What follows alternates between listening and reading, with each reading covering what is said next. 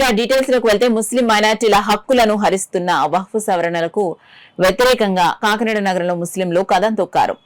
వక్ఫ్ సవరణ చట్టంను రద్దు చేసే వరకు ఉద్యమం కొనసాగిస్తామని ముస్లిం వక్ఫ్ జేఏసీ నాయకులు స్పష్టం చేశారు. కేంద్ర ప్రభుత్వం నూతనంగా తీసుకొచ్చిన వక్ఫ్ సవరణ బిల్లు 2025ను వ్యతిరేకిస్తూ కాకినాడ నగరంలో ముస్లిం వక్ఫ్ జేఏసీ కాకినాడ ఇచ్చిన పిలుపు మేరకు బుధవారం మధ్యాహ్నం ముస్లింస్ కాకినాడ నగరంలో కదం తొక్కారు.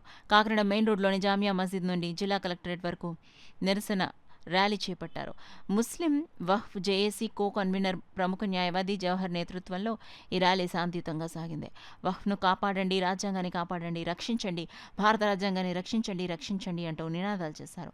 కలెక్టరేట్ వరకు ర్యాలీ సాగింది. కలెక్టరేట్లో జిల్లా కలెక్టర్ షాన్మోహన్ సగిలిని ముస్లిం వక్ఫ్ JAC Kakinada co convener Jawahar Ali, JAC నాయకులు తాజుద్దీన్, అబ్దుల్ బషీరుద్దీన్, రహమాన్ ఖాన్, రహీం, కుతుబుద్దీన్, ఇమాంలు అబ్దుల్ రజాక్ రిజ్వీ, గౌజ్ మొహుద్దీన్, మాజీ కార్పొరేటర్ తాహేరా ఖాతున్, జమాతే ఇస్లాం హింద్ నాయకురాలు నజ్మాలు కలిసి వినతి పత్రం అందించారు. ఈ సందర్భంగా జవహర్ అలీ, నజ్మాలు, ఇమాం, గౌస్ మొహుద్దీన్లు మాట్లాడుతూ కేంద్ర ప్రభుత్వం తీసుకొచ్చిన వక్ఫ్ సవరణ చట్టం 2025ను వ్యతిరేకిస్తున్నామన్నారు.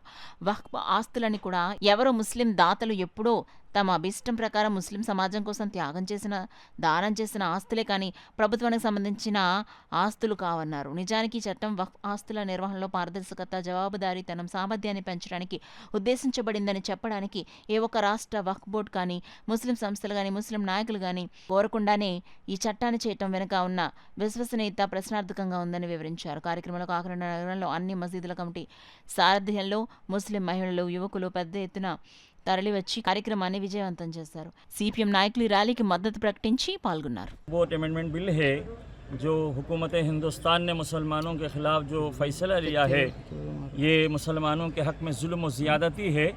इसीलिए तमाम इंडिया के मुसलमान, सारे दुनिया के मुसलमान एहतजाज कर रहे हैं कि हमारे ख़िलाफ़ फ़ैसला है।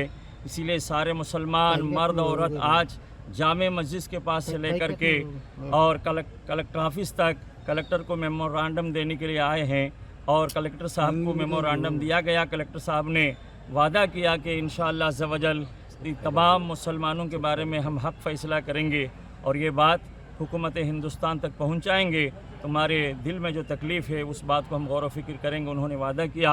जितने भी मुसलमान आज इस एहतजाज में शिरकत किए, अल्लाह पाक सबकी इस खिदमत को अपनी बारगाह में कबूल फरमा ले। हमारे हक़ में అల్లాహ్ పాక్ జరూర్ ఫైసలా అతా ఫర్మాయ్. కూడా ఈ సంస్థలో చేర్చడం జరిగింది. అయితే ఇది ఎలాగా అని చెప్తే ఇందులో నలుగురిని చేస్తారని చెప్పి ఇందులో చెప్పడం జరిగింది. అయితే ఇందులో ఈ సంస్థ గురించి అవగాహన అనేది ముస్లిమ్స్కి మాత్రమే ఉంటుంది. ఎవరి సంస్థ యొక్క అవగాహన వాళ్ళకు ఉండడం జరుగుతుంది.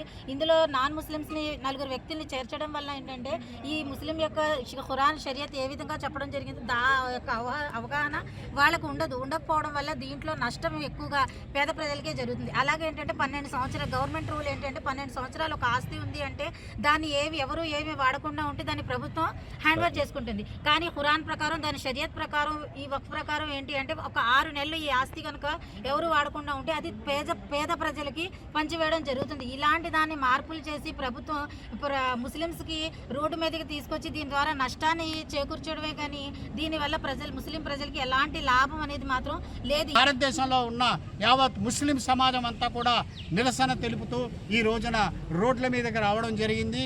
బహిరంగ సభలు కానీ, నిరసనలు కానీ తెలుపుకోవాల్సినటువంటి పరిస్థితి వచ్చింది. ఇప్పుడు ప్రత్యేకంగా ఈరోజు అన్ని ప్రాంతాల్లో జరుగుతున్నట్టుగానే ఈరోజు కాకినాడ నగరంలో అన్ని మసీదులకు సంబంధించిన సోదరిమణులందరూ కూడా ఈరోజు ఈ ర్యాలీ కార్యక్రమంలో శాంతియుతంగా పాల్గొని విజయవంతం చేసినందుకు ప్రతి మసీదు అధ్యక్షులకు, ఆ మసీదులో యొక్క సభ్యులందరికీ కూడా మనస్ఫూర్తిగా మేము ధన్యవాదాలు తెలియజేస్తున్నాం. అంతేకాకుండా ఈ పోరాటం ఇంతటితో ఆగదు. మేము శాంతియుత పోరాటం తీసుకుని ముందుకు వెళ్తాం.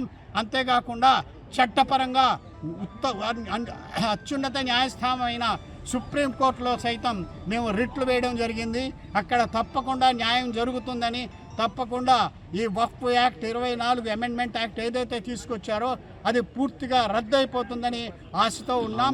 అలా అయినా అవ్వకపోయినా ముస్లిం సమాజం, యావత్ సమాజం ఈరోజు తిరుగుబాటు చేస్తూ ఉద్యమాన్ని తప్పకుండా ముందుకు తీసుకువెళ్తుందని, ఏ విధంగా రైతు చట్టాలు వెనక్కి తీసుకోవాల్సి వచ్చిందో అదే రకంగా మోడీ ఈ రోజున ఈ చట్టాలని వెనక్కి తీసుకునే పరిస్థితి తీసుకురావాలని మేమందరం కూడా బల్లగుద్ది చెప్తున్నాం.